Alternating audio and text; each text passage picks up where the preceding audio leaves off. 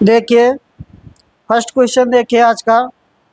दिया हुआ पी और क्यू की वर्तमान आयु का अनुपात क्रमशः 7:5 है। 5 वर्ष पहले पी की आयु और 5 वर्ष बाद क्यू की आयु का अनुपात 1:1 है। 5 वर्ष बाद पी की आयु और 5 वर्ष पहले क्यू की आयु का अनुपात क्या होगा, यही ना। तो देखिए पी और क्यू की आयु का अनुपात दिया है, कितना दिया है, 7:5, ठीक ना। और आपसे कह रहा है 5 वर्ष पहले पी की आयु और 5 वर्ष बाद क्यू आयु का अनुपात, यानी कि 7x-5 और 5x+5 इक्वल टू कितना है, 1:1 है, ठीक ना। सॉल्व कर लेंगे इसको, कितना आ जाएगा, 7x-5 इक्वल टू 5x+5। तो 2x बराबर क्या हो जाएगा, 10, इसलिए x बराबर क्या हो जाएगा, 5 हो जाएगा। x बराबर हो जाएगा 5, यानी कि p और q की आयु हो जाएगा, यहाँ देखेंगे तो हो जाएगा 35 और q का हो जाएगा 25। अब आगे हमें जो अनुपात बताना है वह अनुपात बताना है p का 5 वर्ष बाद, 5 वर्ष बाद p की आयु और 5 वर्ष पहले क्यू की आयु। तो यहाँ पर 5 वर्ष बाद यानी कि 35 + 5 कितना हो जाएगा, 40, और यहाँ हो जाएगा 25 - 5 कितना हो जाएगा, 20। इसका रेशियो चाहिए, यानी कि क्या हो जाएगा, 2:1 हो जाएगा, ठीक ना। 2:1 हो जाएगा, 2/1 हो जाएगा, ठीक है ना। आगे चलें। अगला देखिए क्वेश्चन नंबर 2। 14 मीटर त्रिज्या वाले एक अर्धवृत्ताकार मैदान के परितः तार की बाड़ लगाई जानी है। आवश्यक तार की लंबाई ज्ञात करें। अर्धवृत्ताकार मैदान पे लगाना है। अर्धवृत्ताकार मैदान का क्या चाहिए, परिधि या परिमाप चाहिए, परिधि या परिमाप, ठीक ना। तो आपको अर्धवृत्ताकार परिधि या परिमाप आपको चाहिए। अर्धवृत्ताकार का परिधि या परिमाप होगा 36r/7, कितना होगा, 36r/7 होगा। या इसी को कुछ लोग लिखते हैं πr + 2r, ठीक ना, πr + 2r। जैसे अर्धवृत्ताकार कोई आकृति है आपके पास, अर्धवृत्ताकार कोई आकृति है तो इसका परिमाप या परिधि जो होगा इसका तो हो जाएगा, पूरे का होता है 2πr, इसका हो जाएगा πr, और ये r + r, ठीक ना, 2r ये हो गया। इसको जब सॉल्व कर लेते हैं 22/7 रख के तो 36r/7 आ जाता है। तो आप अर्धवृत्त की परिधि या परिमाप क्या ज्ञात करेंगे, 36r/7। r का मान कितना है, 14, r का मान कितना है, 14। तो आपका हो जाएगा 36 × 14/7, कितना हो जाएगा, 72, कितना हो जाएगा, 72 मीटर। तो कितने लंबाई का बाड़ लगेगा, या तार या बाड़ की लंबाई या तार की लंबाई, आवश्यक तार का 72 मीटर, ठीक है ना, 72 मीटर। अगला देखिए, यदि cosec 2a बराबर sec a - 15 डिग्री है तो a का माप ज्ञात करें। a का माप ज्ञात करें तो क्या कर लेंगे, 90 - थीटा से ब्रेक कर लीजिए। या क्या दिया है, cosec 2a बराबर cos कितना दिया है, a - sec दिया है, sec a - 15 डिग्री, ठीक ना, a - 15 डिग्री। तो आपका देखिए, आपका cosec यम बराबर सेक एन दिया है तो यम प्लस एन क्या हो जाता है 90 डिग्री हो जाएगा। ठीक ना, इसको और इसको जोड़ देंगे यानी कि 2a plus a minus 15 degree बराबर हो जाएगा 90। इसलिए 3a बराबर हो जाएगा 90 प्लस 15 कितना 105। इसलिए a बराबर 105/3 कितना आ जाएगा 35। कितना आ जाएगा 35 डिग्री आ जाएगा। 90 माइनस थीटा से चाहे ब्रेक कर लीजिए और चाहे इसको याद रखिए। ठीक ना, चाहे इसको याद रखिए। एक ये होगा उसी से बना है 90 माइनस थीटा से, sine m equal to cos n, तो m प्लस n 90 डिग्री होगा। tan m equal to cot n, इसलिए m प्लस n क्या होगा 90 डिग्री होगा। 90 माइनस थीटा से करके किया गया है। ठीक ना, चाहे तो ब्रेक कर लीजिए इसको और चाहे सीधा डायरेक्ट दोनों का योग क्या कर दीजिए 90 कर दीजिए, 90 कर दीजिए। आगे चले नेक्स्ट क्वेश्चन, क्वेश्चन नंबर 4।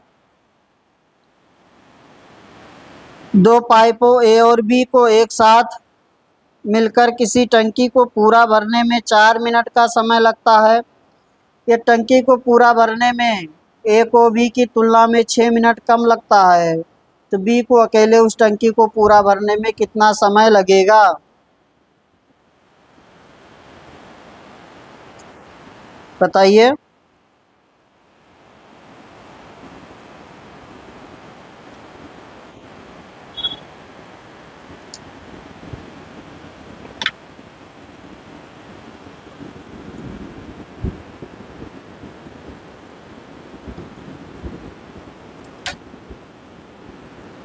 देखिए, जब भी समय कम ज़्यादा दिया हो तो एलसीएम मेथड ना करिए तो ठीक है। ठीक ना, कह रहा ना कि टंकी या टंकी को पूरा भरने में ए को बी की तुलना में 6 मिनट कम समय लगता है। ठीक ना, तो आप इस समय आप एलसीएम मेथड नहीं करेंगे तो ज़्यादा सही रहेगा। इसको x लगता है तो इसको x माइनस 6 लगता है। ए को बी की तुलना में 6 मिनट कम समय लगता है और ए और बी को मिलाकर कितना लगता है 4 मिनट। ठीक ना, तो ये हो जाएगा 1/x minus 6 plus 1/x equal to 1/4 हो जाएगा। बेसिक कर लेंगे। ठीक ना, अब यहाँ से हो जाइए गो थ्रू ऑप्शन। ऑप्शन से मान रख लीजिए, जिसका मान 1/4 बन जाएगा वही आंसर हो जाएगा। क्या चाहिए हमें बी का चाहिए यानी कि x का मान चाहिए। ठीक ना, तो ऑप्शन से रखिए 20 अगर रखेंगे पहला ऑप्शन तो 20 माइनस 6 14 बनेगा, ये तो बनेगा नहीं। 15 रखेंगे 15 में से 6 जाएगा तो 9 बनेगा और वो भी नहीं बनेगा, 15 भी नहीं बनेगा। 6 रखेंगे तो 0 हो जाएगा, इसलिए 12 रखिए। तो 12 रखेंगे तो ये कितना हो जाएगा 1/6 प्लस 1/12 हो रहा है 1/4 हो रहा होगा, देख लीजिए आ रहा ना। इसलिए आपका आंसर क्या हो जाएगा 12 हो जाएगा। आंसर क्या हो जाएगा 12 हो जाएगा। आगे चले,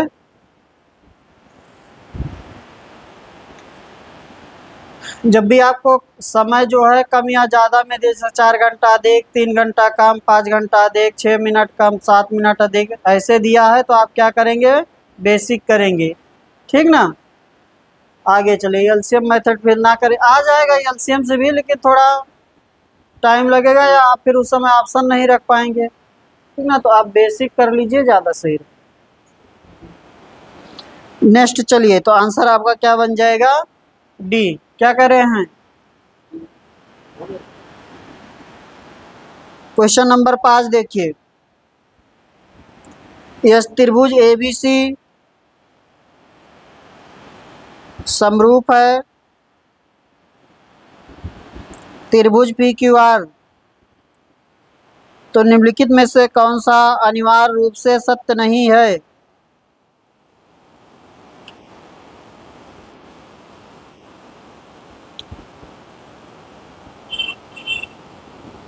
तो देखिए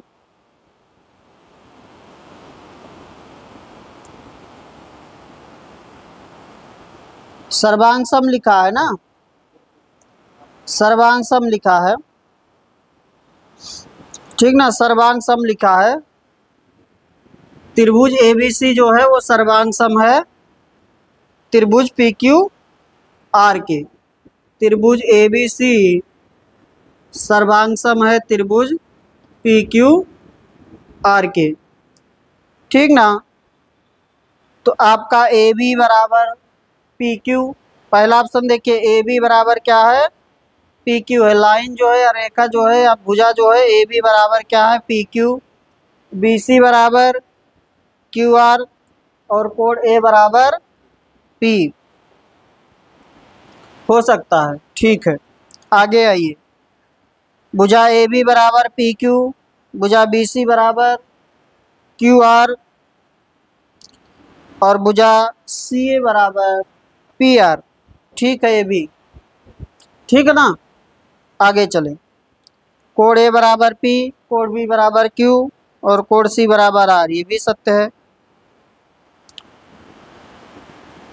ए बी बराबर पी क्यू, ठीक है, और बी सी बराबर आर पी, गलत है ये, ठीक ना। और आपका डी वाला हो जाएगा गलत, डी क्या हो जाएगा, गलत हो जाएगा। ये सर्वांग सम है, देखिए ये सर्वांग सम है, ऐसे दो रेखा खींचिए उस पर ऐसे बना है तो सर्वांग सम है, ऐसे एक रेखा खींचिए उस पर ऐसे है तो वो समरूप है, ठीक ना, समरूप है। सर्वांग सम में भुजा और कोण सभी बराबर होते हैं। सर्वांग सम में क्या होगा, भुजा और कोण, भुजा भी बराबर होगी और कोण भी बराबर होंगे।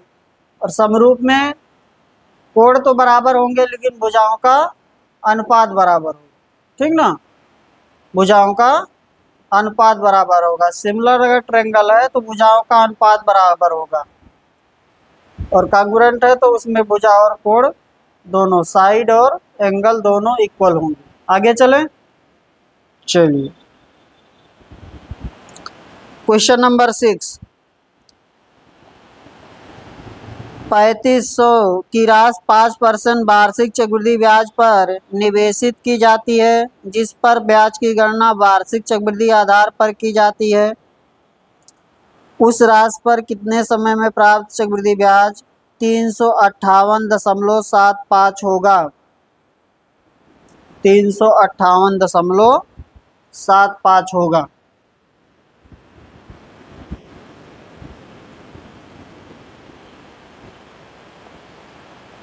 बताइए।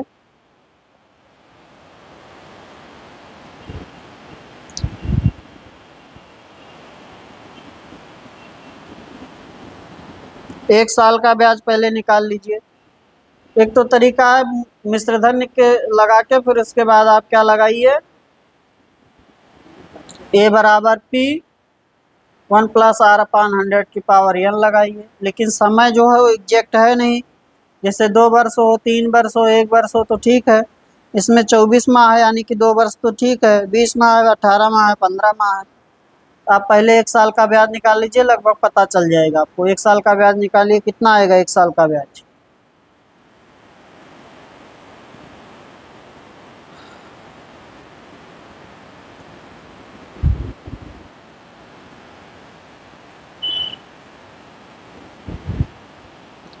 $175।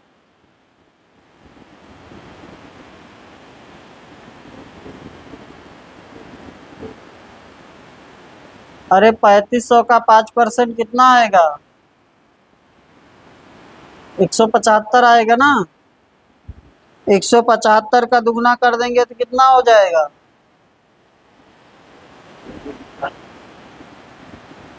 350 हो जाएगा, ठीक ना। तो 24 माह का देखिए, 24 माह का बन जाना चाहिए।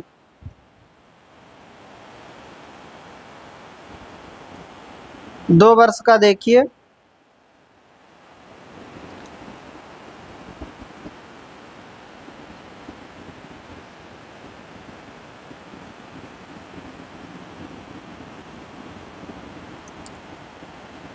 175 175 हो गया 350 और 175 पर 5%, 8.5 रुपया ये हो गया ना। चलिए, नहीं समझे, नहीं समझ में आया।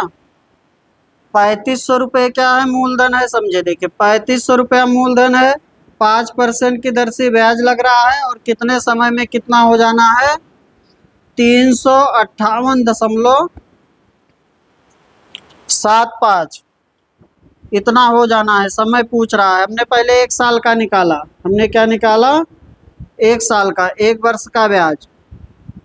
1 वर्ष का ब्याज क्या आ जाएगा, तो आप कहेंगे 3500 गुणे 5/100 आएगा, 175 आएगा। अगले साल का भी 175 होगा, अगले साल का भी क्या होगा, 175 होगा। फिर अगले साल का 175 होगा तो क्या इसके आसपास पहुंच रहा है, 350 हो गया। और ये 350 से अधिक है, इसका मतलब सही चल रहे हैं। अब ये जो पहले साल का ब्याज है इस पर 5% और ब्याज लगेगा, 175 का 5% और ब्याज जोड़ लीजिए, ठीक ना। 5 25, 5 7 35, 35 2 37, 5 1 5, 5 3 8, कितना ब्याज हो गया, 8.75। तो पहले साल का 175, अगले साल का 175 और पहले साल के ब्याज पर ब्याज 8.75, 350 ऐसे हो गया था, 8.75 और जोड़ देंगे तो हो जाएगा 358.75, ठीक ना। 1 साल ये और 1 वर्ष ये, कितना हो गया, 2 वर्ष, ठीक ना। 2 वर्ष यानी कि 24 माह, समझे बात। चक्रवृद्धि ब्याज में होगा ब्याज का ब्याज, पहले साल के ब्याज पर अगले साल फिर से ब्याज लगेगा। आगे चलें, ठीक।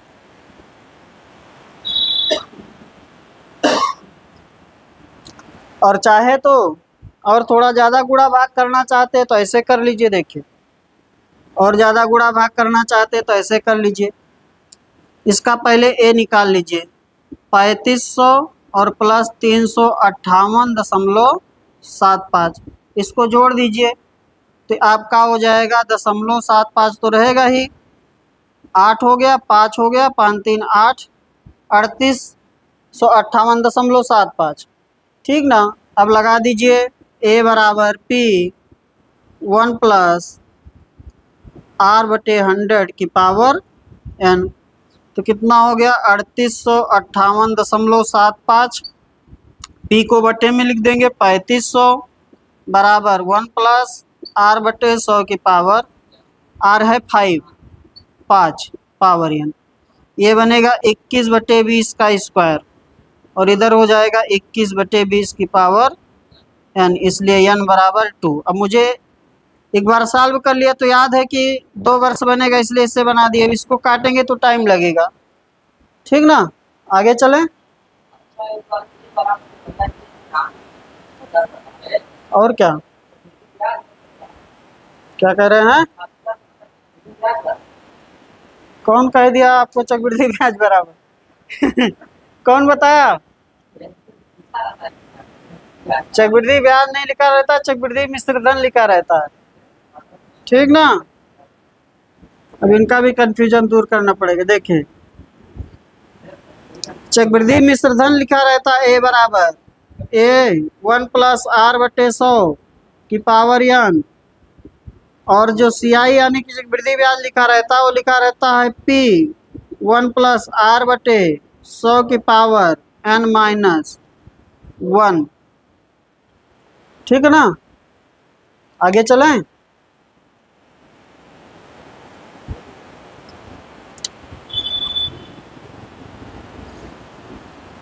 यदि 35x³ बराबर 1600 है तो निम्न में से कौन सा x का संभावित मान है।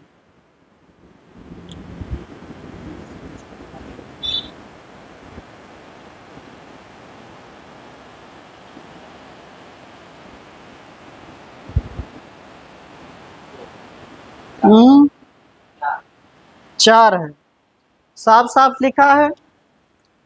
25x³ बराबर कितना है 1600, इसलिए यक्स क्यूब बराबर क्या हो जाएगा 1600 बटे 25, ये हो जाएगा 1600 गुणे 4। थोड़ा इंक ले आइए वहाँ से थोड़े से। इसलिए यक्स क्यूब बराबर हो गया 4 का क्यूब, यानी कि यक्स बराबर क्या हो गया 4 हो गया। यक्स बराबर क्या हो गया 4 हो गया। ठीक है ना, आगे चलें। क्वेश्चन नंबर 8, एक पुस्तक का अंकित मूल्य 900 है।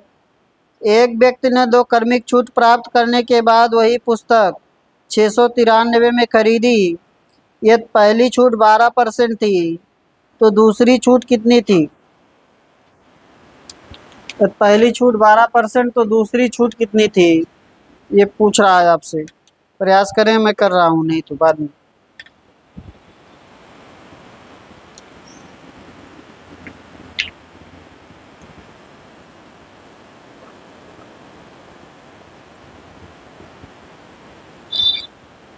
जितना रहा उतना लगा दीजिए, बड़ा लिखा है क्वेश्चन, बाद में आगे सरका दीजिएगा।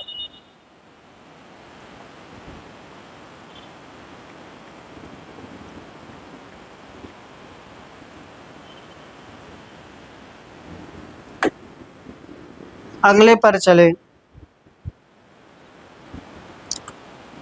कितना कह रहा है? 900 रुपये अंकित मूल्य है। 2 क्रमिक छूट के बाद वह पुस्तक कितने में बिकी है? 693 में। 900 रुपये लिखा था, एक बार छूट हुआ, फिर अगला छूट हुआ तो 600 कितने में बिका?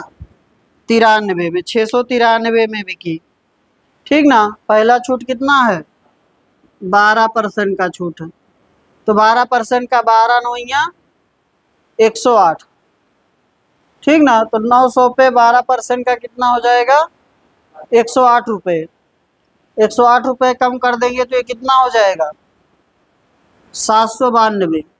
कितना हो जाएगा? 792।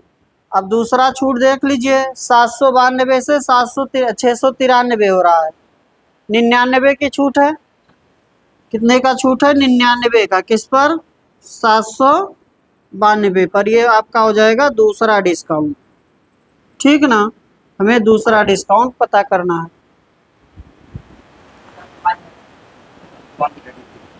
हाँ हाँ, 792।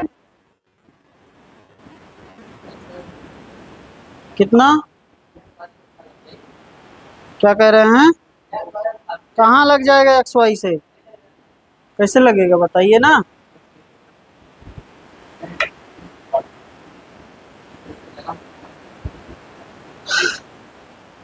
लग जाएगा, थोड़ा प्रयास करना, बता दे रहे लग जाएगा। देख कितना आएगा ये,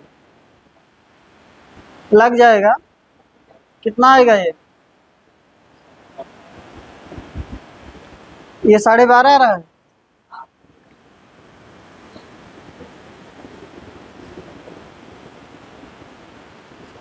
पहले 11 से काट दीजिए। 11 9 99।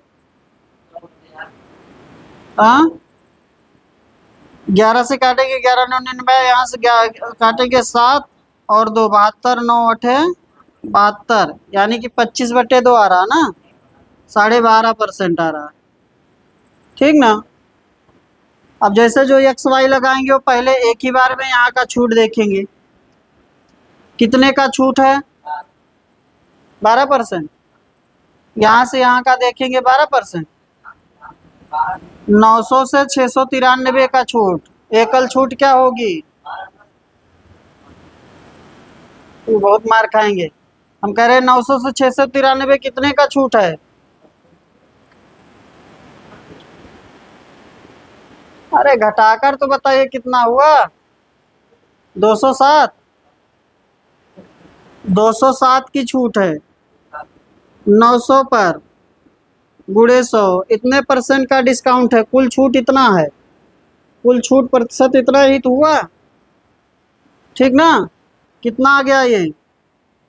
0 0 कैंसिल, 9 से काटिए, 9 दूनी 18, 9 त्रिक 27, 23% का छूट है। कितने परसेंट का?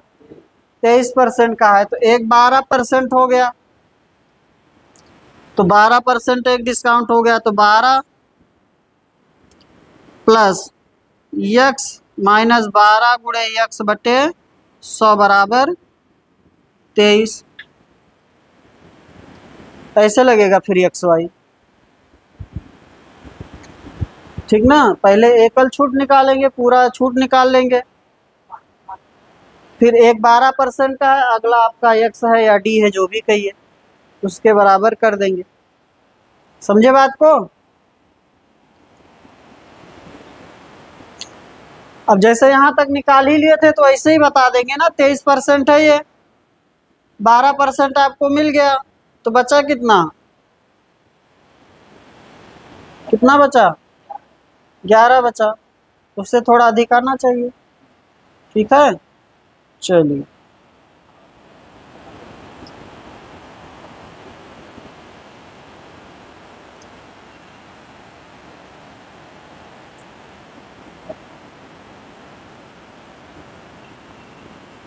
जो दोनों का योग होगा उससे कम होता है एकल छूट। जैसे हम 10-10% का दो डिस्काउंट लेंगे, कितना परसेंट बनेगा डिस्काउंट? 10-10% का दो डिस्काउंट 19% बनेगा ना। 10-10% का दो डिस्काउंट कितना बनेगा? 19% बनेगा। तो इसके योग से अधिक आ रहा है कि कम? कम आ रहा है।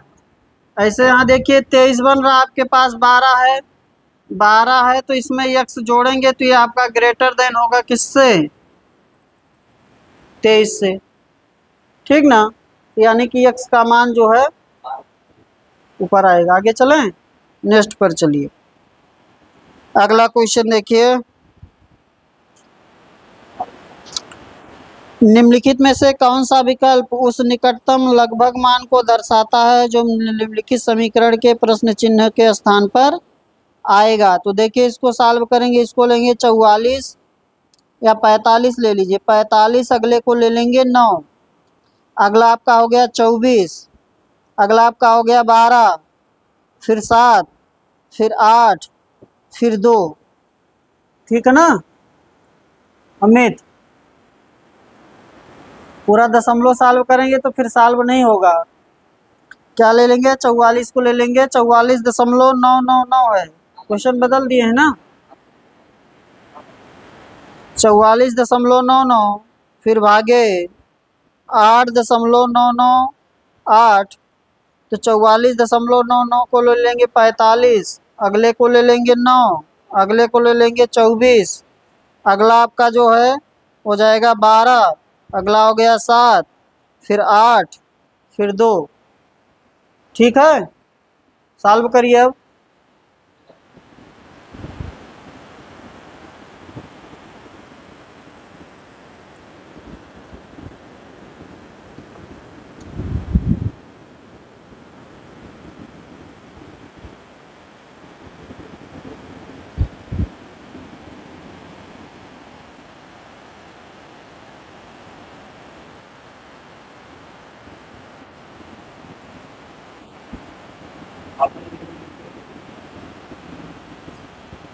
बाद में जब सॉल्व करेंगे तो खिसका दीजिएगा थोड़ा सा ऊपर। आया? 45 भागे 9, 45 भागे 9, फिर प्लस 24, फिर भागे, फिर है ना भागे 12, फिर आपका है -7 प्लस 8 इंटू एक्स है इसी में। अच्छा 2 लेंगे उसको, इंटू 2 बराबर एक्स, इसको सॉल्व करना है। ये हो गया 5 प्लस 2, ठीक ना, -7 और प्लस 16 बराबर एक्स, तो आपका हो गया एक्स बराबर 16। कितना हो गया? 16। आगे चलें।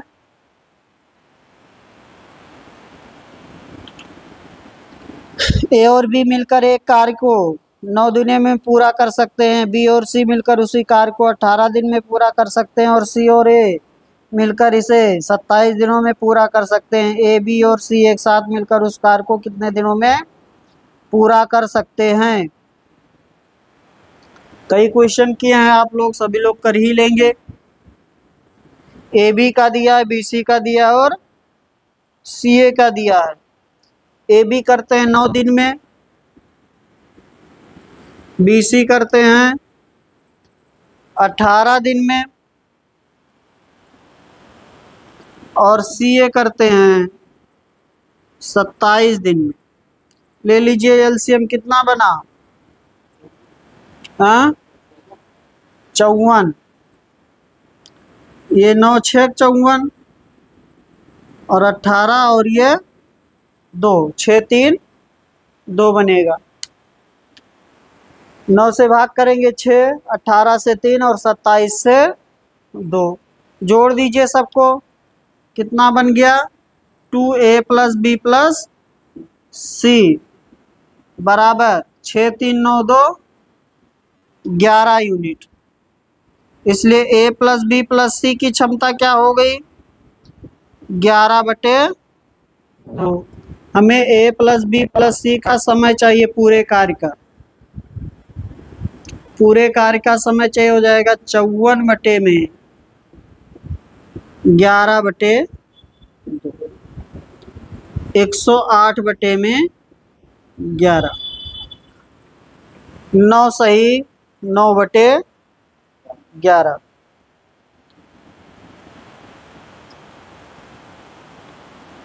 आगे चलें, 9 सही 9/11।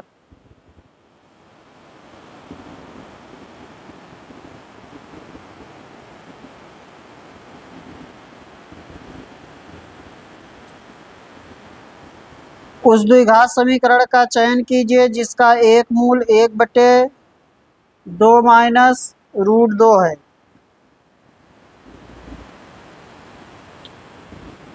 एक बटे 2 माइनस √2 है।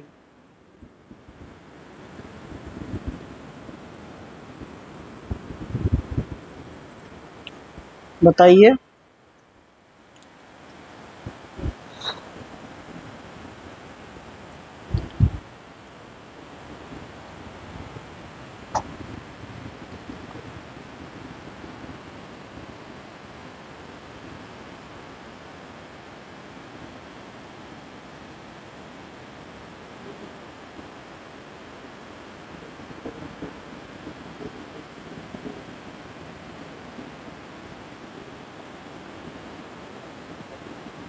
नहीं, वैल्यू रख दिए हैं। देखिए एक मूल है 1/2 माइनस √2, इसको और थोड़ा सिंप्लीफाई कर लीजिए तो 2 प्लस √2 हो जाएगा बटे में, परमीकरण कर रहे हैं 4 माइनस 2 हो जाएगा, यानी कि आपका मूल हो जाएगा 2 प्लस √2। एक मूल्य हो गया तो दूसरा मूल हो जाएगा 2 माइनस √2/2 हो जाएगा, ठीक ना। अब मूलों का योग, एक मूल्य हो गया अल्फा और ये हो गया बीटा। मूलों का योग लिखिए, कितना आएगा मूलों का योग, मूलों का योग, मूलों का योग यानी कि 2 प्लस √2/2 और 2 माइनस √2/2, 2 माइनस √2/2 तो कितना आएगा 2 आएगा, ठीक है ना। मूलों का गुणनफल, मूलों का गुणनफल कितना आएगा 2 प्लस √2/2 और इंटू 2 माइनस √2/2, तो 4 माइनस 2/2, सॉरी 4 माइनस 2/4, 4 माइनस 2/4 यानी कि 1/2, ठीक ना। हमें क्या चाहिए समीकरण चाहिए, हमें क्या चाहिए समीकरण, तो होगा x² minus alpha plus beta into x into alpha beta. रख लीजिए एक्स स्क्वायर मूलों का योग 2 आया है, 2x हो गया और मूलों का गुणनफल 1/2, इसलिए हो गया 2x square minus 4x plus 1 equal to 0। ठीक है ना, आगे चले।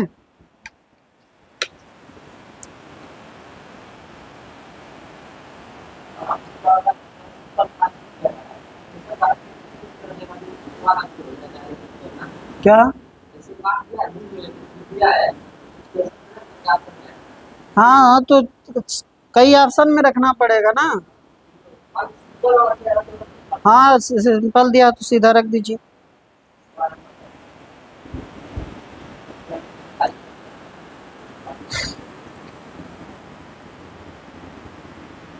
ठीक है, चले आगे, समझ गए हैं। चलिए,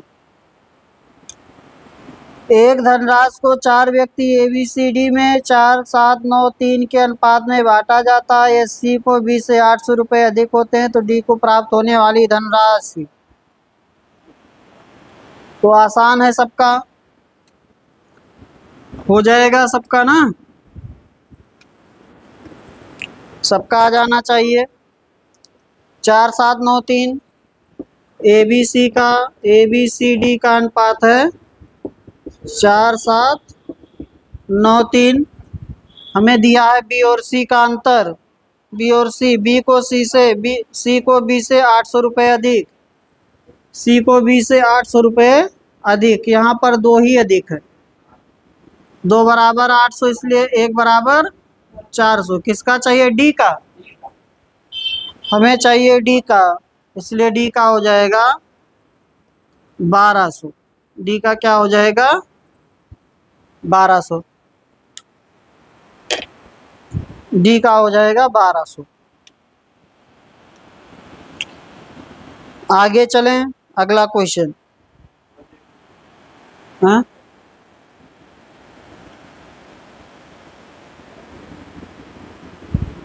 नेक्स्ट पर चलें।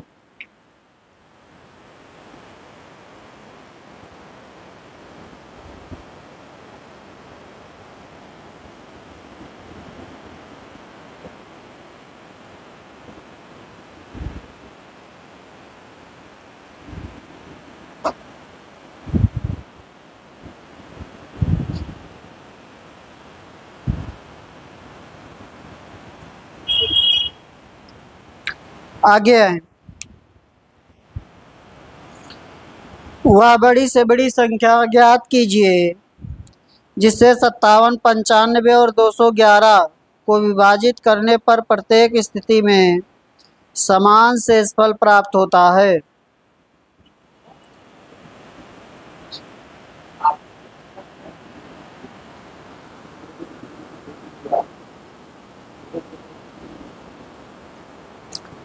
कितना आएगा?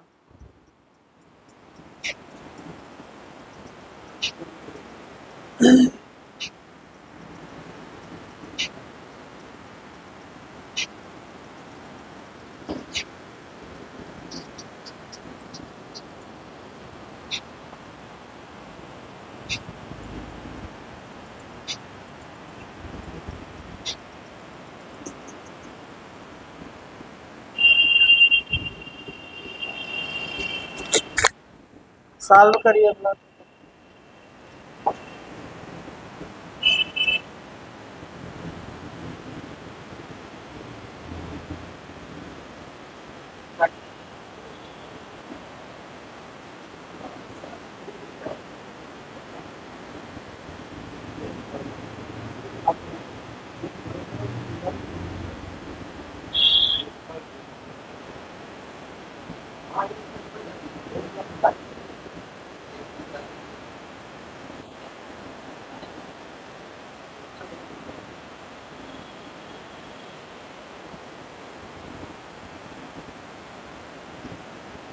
हो जाएगा। हाँ,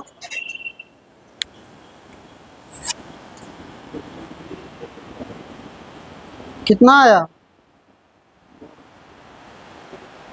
2।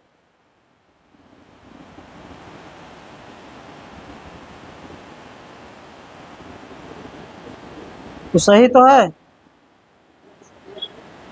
हाँ, 1। 1 से तो सभी कट जाएंगी, शेषफल कहाँ आएंगे।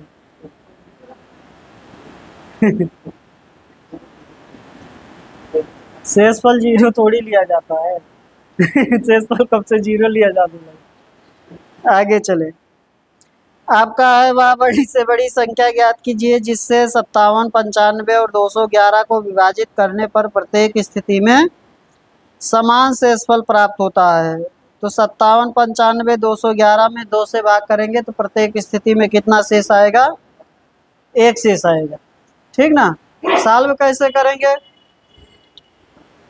हाँ नहीं पता है। किसका मासा निकालेंगे, 57, 95, 211 का कितना आएगा मासा। 57, 95, 211। ठीक ना। तो घटाकर करते हैं, क्या करते हैं, पहले संख्याओं को घटाते हैं क्योंकि यहाँ शेषफल आ रहा है। शेषफल को हटाने के बाद फिर सॉल्व होता है। तो घटाकर होगा, इसमें से इसको घटाएंगे, इसमें से इसको घटाएंगे, इसमें से इसको घटाएंगे, फिर जो आएगा उसका मासा निकालेंगे। ठीक ना। जैसे 95 में से 57 घटाएंगे तो कितना आएगा, हाँ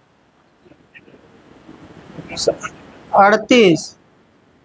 इसको घटाएंगे तो 211 में से 95, 111 + 5 116 हो गया।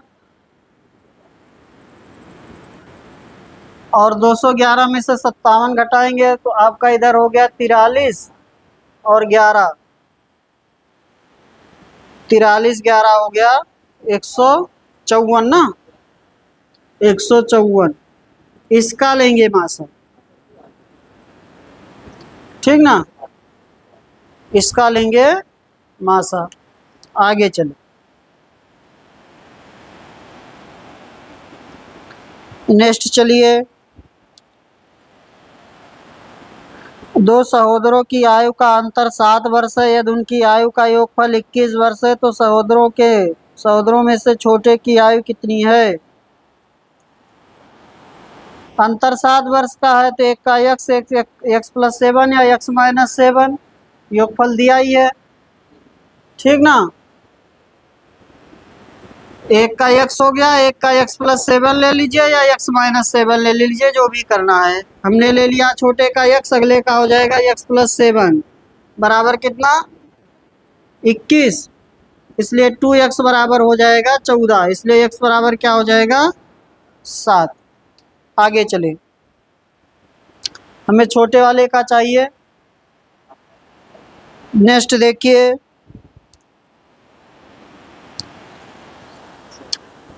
ठीक है, इसे दिखा दीजिएगा। उसमें निम्नांकित चार्ट एक विश्वविद्यालय में विभिन्न पाठ्यक्रमों में शुल्क माफी सीटों को दर्शाता है। चार्ट का अध्ययन कीजिए, पूछे प्रश्न का उत्तर दीजिए। क्वेश्चन लिखा हुआ था, विश्वविद्यालय में छात्रों की कुल संख्या है 15,000 और यहाँ पर फिर ग्राफ लगा दीजिए बस। दिया है एमटेक और एमकॉम को साथ मिलाकर शुल्क माफी सीटों की कुल संख्या कितनी है। तो एमटेक और एमकॉम का परसेंट जोड़ लीजिए।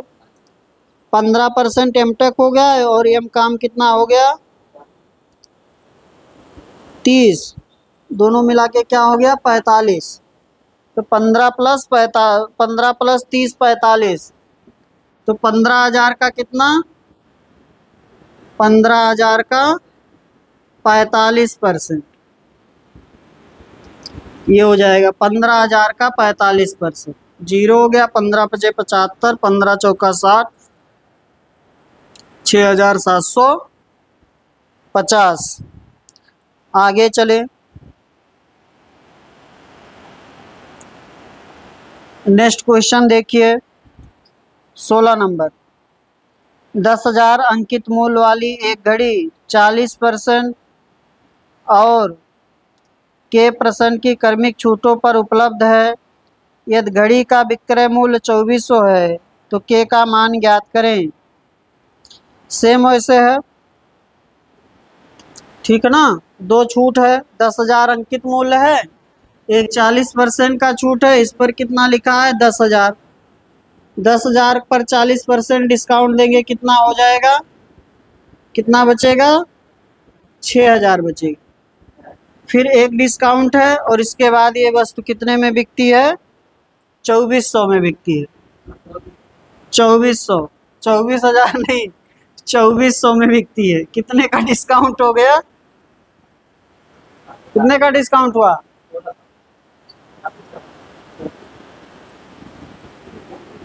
2600 का हुआ, 3600 ना, 3600 का, 3600 का डिस्काउंट हो गया 6,000 पर। कितना % बना, दूसरा डिस्काउंट 60%। आगे चलें, ठीक है ना, 60%। नेक्स्ट देखिए,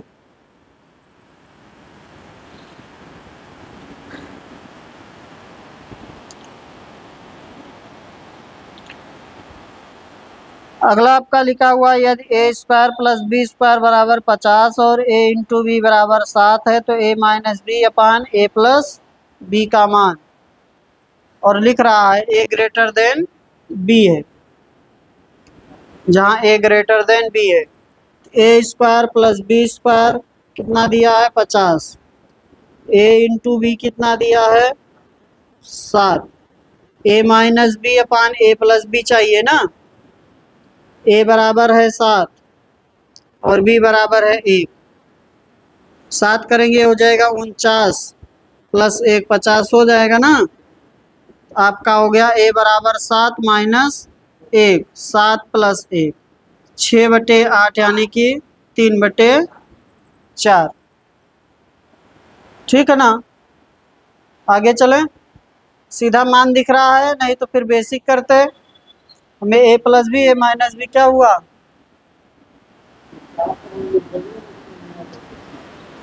अरे यार ये 7 हो रहा है, ये 50 हो रहा है। आपने a बराबर 7 रख दिया, b बराबर 1, तब भी 7 हुआ।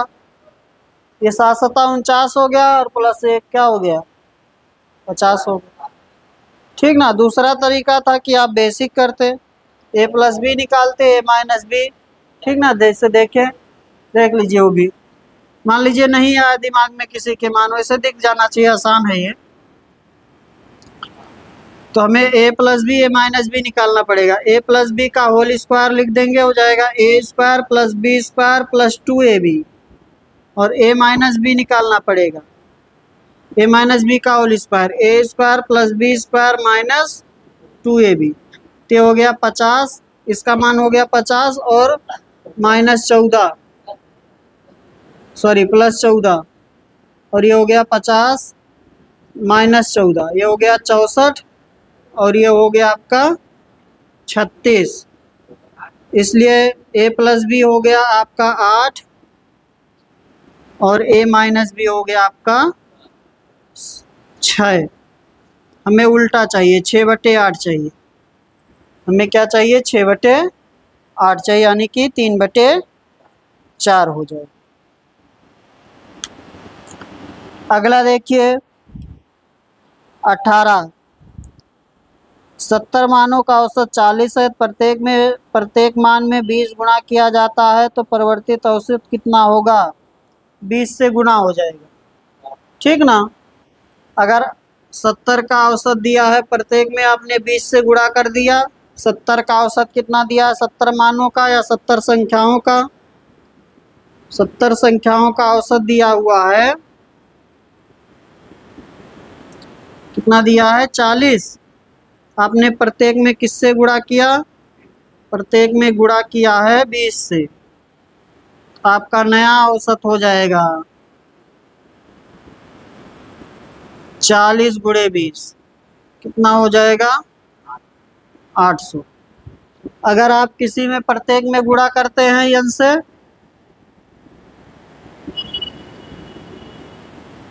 n से करेंगे तो नया औसत हो जाएगा m इंटू n। प्रत्येक में भाग देते हैं, प्रत्येक में भाग n से, तो आपका औसत हो जाएगा m बाई n। प्रत्येक में आपने जोड़ दिया, प्रत्येक में क्या कर दिया, प्रत्येक में जोड़ा, क्या जोड़ दिया, n, तो आपका औसत हो जाएगा m प्लस n। प्रत्येक में आपने क्या कर दिया, घटाव कर दिया, घटा दिया, क्या घटा दिया, n, तो आपका नया औसत हो जाएगा m माइनस n।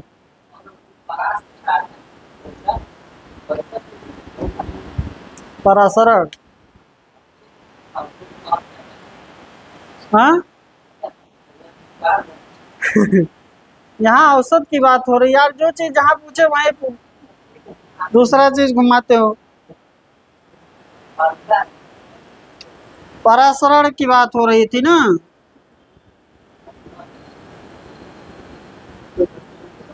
ठीक है, या प्रसार, उसमें n से गुणा किए तो n स्क्वायर हो जाएगा, n से भाग किए तो 1/n स्क्वायर हो जाएगा। ठीक ना, प्रत्येक में n जोड़ दिए या प्रत्येक में क्या कर दिए, n घटा दिए, तो कोई परिवर्तन नहीं है, कोई परिवर्तन नहीं। ठीक ना, आगे चलें।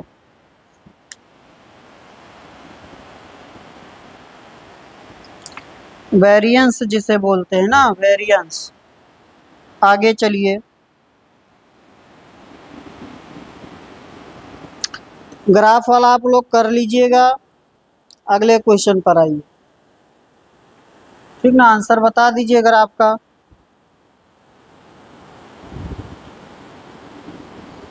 CDE को वितरित यूनिट की औसत संख्या बताना है। CDE, C का 36, D का 12 और E का 4, 36, 40 और 12, 52% चाहिए। ठीक ना, 52%, 5400 का कितना चाहिए, 52%। आंसर बताएंगे आप लोग।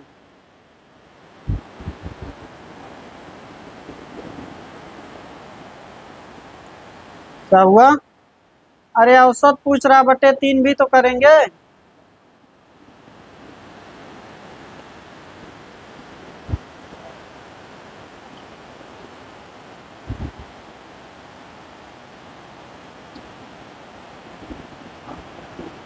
हाँ ठीक, आंसर हो जाएगा 936। आगे चलें।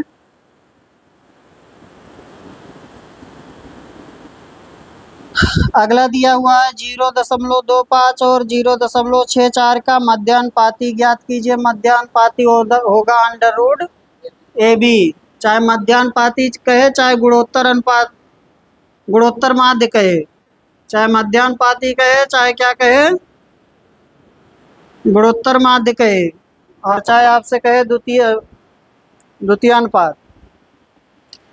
3 वर्ड आएगा, एक आपका आएगा मध्यानुपाती जो इसमें लिखा हुआ है, एक आपका आएगा गुणोत्तर माध्य, या आपका आएगा द्वितीयानुपात।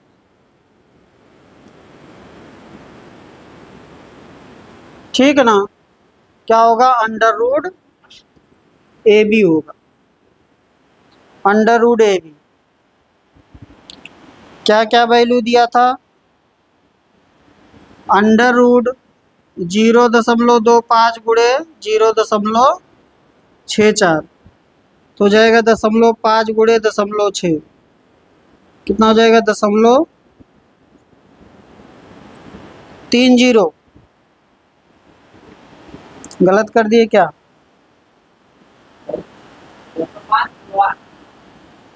हाँ ये 8 है, ये 8 बनेगा, ये हो जाएगा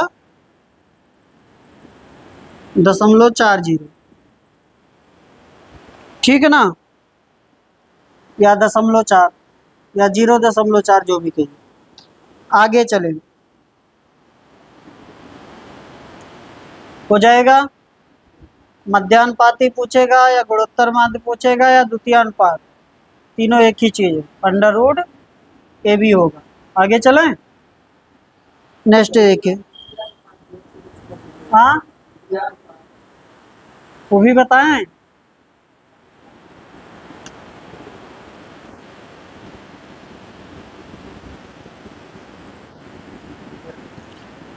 एक पूछेगा प्रथमानुपात BC by A,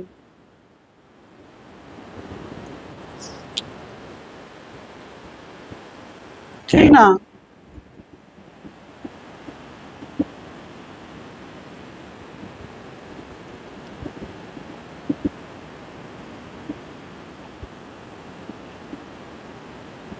sorry AB by C होगा, AB बाई C। द्वितीयानुपात आपका लिखा ही है,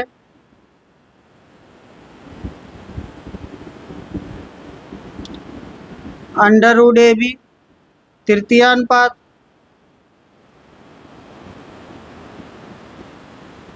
B² A, और चौथा चतुर्थानुपात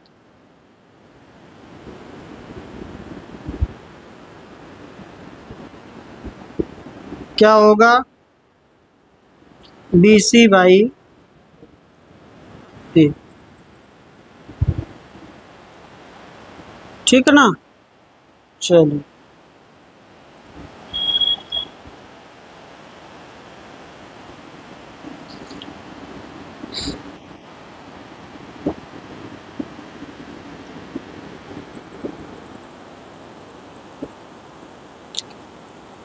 दो कुर्सियां और 3 मेजों की कीमत 1450 है। यदि एक कुर्सी की कीमत एक मेज से 250 रुपये कम है तो एक मेज की कीमत ज्ञात करें।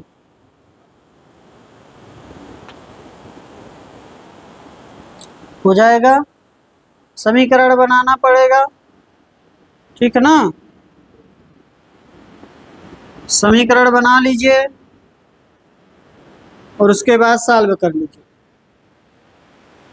क्या है, दो कुर्सी तीन मेज, दो कुर्सी तीन मेज का कितना है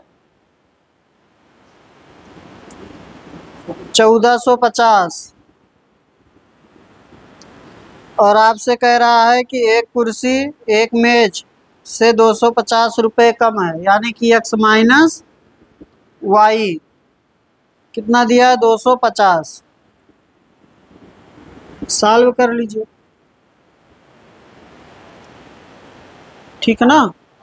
3 से गुणा कर दें, ये हो गया, 3 से गुणा करेंगे हो जाएगा 7500, सॉरी 750। जोड़ दीजिए, ये हो गया 5x, ये हो गया 2200, x बराबर 2200/5 कितना हुआ 440।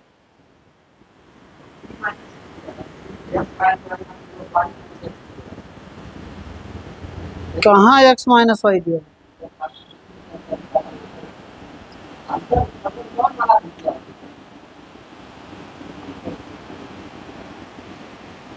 हाँ सॉरी, एक कुर्सी की कीमत एक मेज से 250 रुपये कम है, उल्टा दिया हुआ है,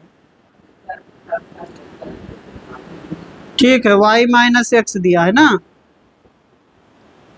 कितना दिया 250, 2 से गुणा कर दें, ये 500 हो जाएगा, घटा दीजिए ये कटेगा, ये हो गया 5y बराबर 14 5 19, 1950, y बराबर 1950/5 कितना 390। क्या चाहिए कुर्सी का, ठीक है, इसी का चाहिए मेज का, ठीक ना। उल्टा लिखा था मैं पहले, दूसरी कंडीशन ध्यान से नहीं पढ़ा। आगे चले, क्वेश्चन नंबर 22 आ जाइए।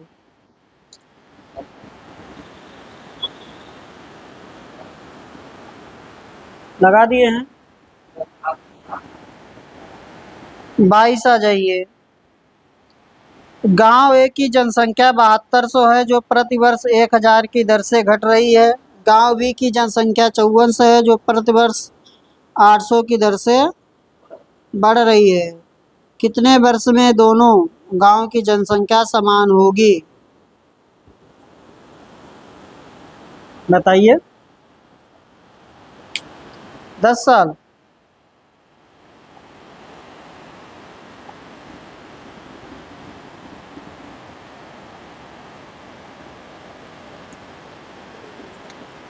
देखिए आसान है।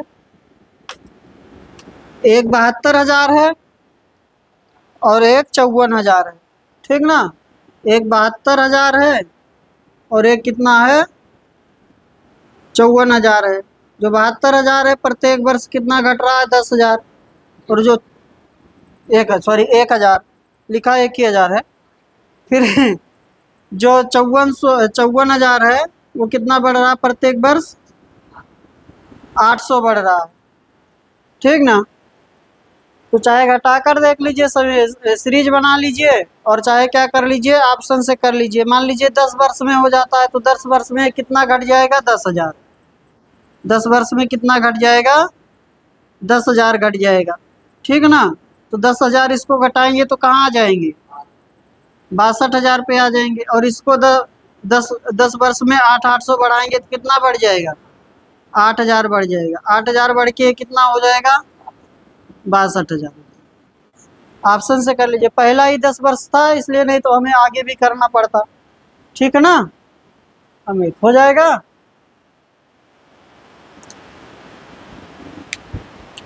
आगे चले।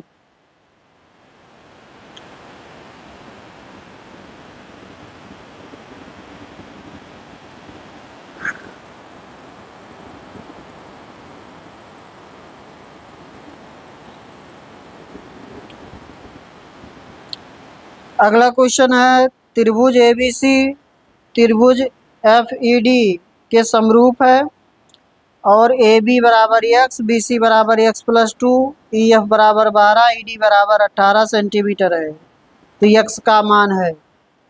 सिमिलर ट्रायंगल है त्रिभुज ABC EFD के। त्रिभुज ABC सिमिलर है किसके, EFD के। तो आपका देखिए AB बटे में EF इक्वल होगा BC बटे में EFD इक्वल टू AC बटे में ED, ठीक ना। सिमिलर हो जाए, सिमिलरिटी में यही होगा। भुजाओं का अनुपात क्या होगा, संगत भुजाओं का अनुपात बराबर होगा। AB चलेगा तो EF चलेगा, BC चलेगा तो FD चलेगा, AC चलेगा तो ED चलेगा, ठीक है ना। क्या क्या दिया है, AB दिया और BC दिया है। AB BC दिया है, एक x दिया है और एक क्या दिया है, x+2 दिया है, x+2। फिर इसमें EF और FD में कोई एक दिया होगा। EF दिया है 12 और ED दिया है 18। EF दिया है 12,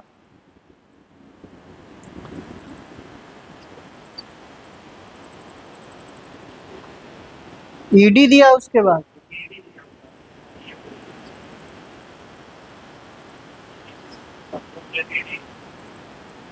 अच्छा मैं गलत लिख दिया, FED दिया है ना, सॉरी सॉरी सॉरी, FED दिया है, FED।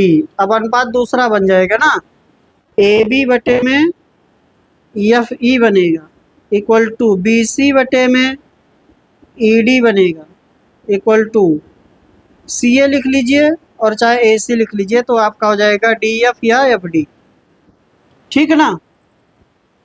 ये बनेगा, उल्टा लिख दिया था हमने, एक को घुमा दिए। तो आपको AB दिया है, x हो गया।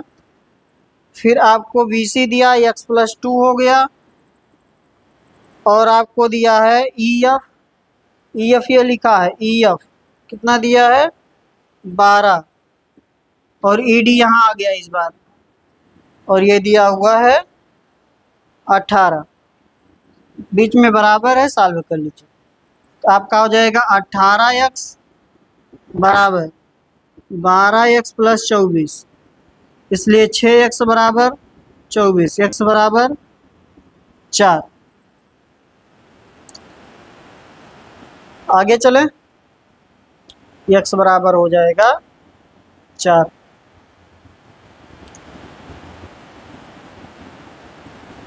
हो जाएगा अमित?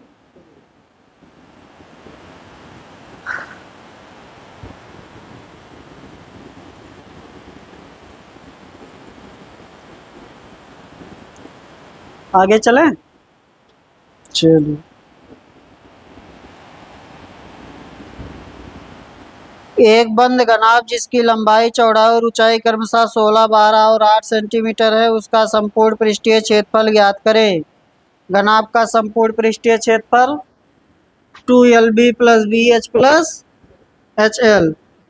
घनाभ का संपूर्ण पृष्ठीय क्षेत्रफल होगा, टोटल सरफेस एरिया आपका होगा 2LB plus BH plus HL। Solve कर लीजिए, 2 कितना कितना है 16, 12, 8, हो जाएगा 16 गुणे 12 प्लस 12 गुणे 8 प्लस 8 गुणे 16। सॉल्व कर लीजिए, 832 सेंटीमीटर स्क्वायर, ठीक ना। अंदर 416 बन रहा है ना।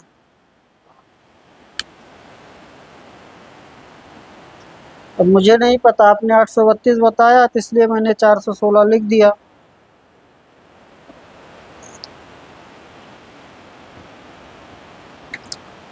आगे चलें,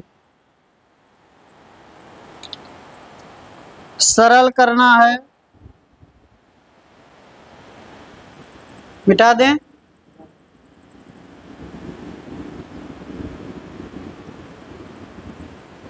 क्या लिखा हुआ है 2z minus 5y, 2z minus 5y का होल स्क्वायर प्लस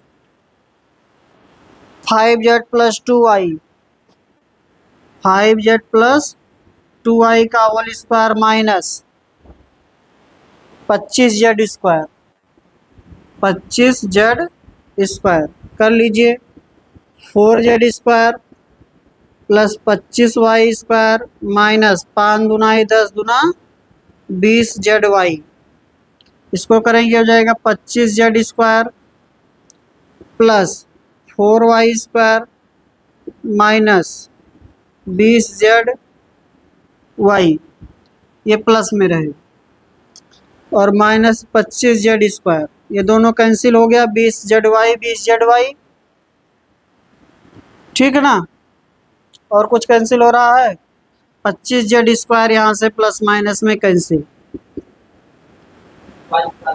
आपका हो गया 25y स्क्वायर, और हाँ 4 है 29 हो जाए, 29y स्क्वायर और प्लस 4z ना, 4z स्क्वायर, 4z स्क्वायर। है कोई ऑप्शन? नहीं है, चलिए आगे चलें। कुछ नहीं करना था, सिंप्लीफाई करना है, a प्लस बी का whole square, a minus B का होल स्क्वायर लगाना है। अगला लिखा हुआ है 2x square plus 7x plus 6 बराबर 0 समीकरण को के रूप में लिखा जा सकता है। फैक्टर करना है, क्या करना है, फैक्टर करना है, गुणनखंड करना है। 2x square plus 7x plus 6, 2x square plus 7x plus 6 equal to 0। कितना बनाएंगे 6 दूनी 12, ठीक ना। तो आपका किससे बनेगा,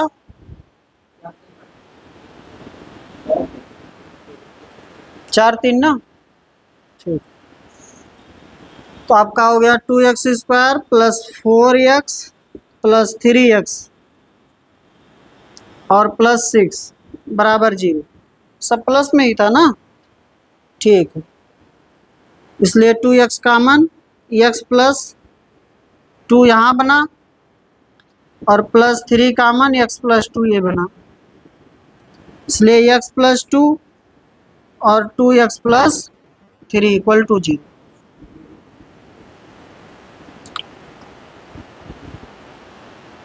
आपका हो जाएगा 2x plus 3 into x plus 2 बराबर 0, डी ऑप्शन, ठीक ना। ये आज का लास्ट क्वेश्चन था। आगे मिलेंगे अगली क्लास में।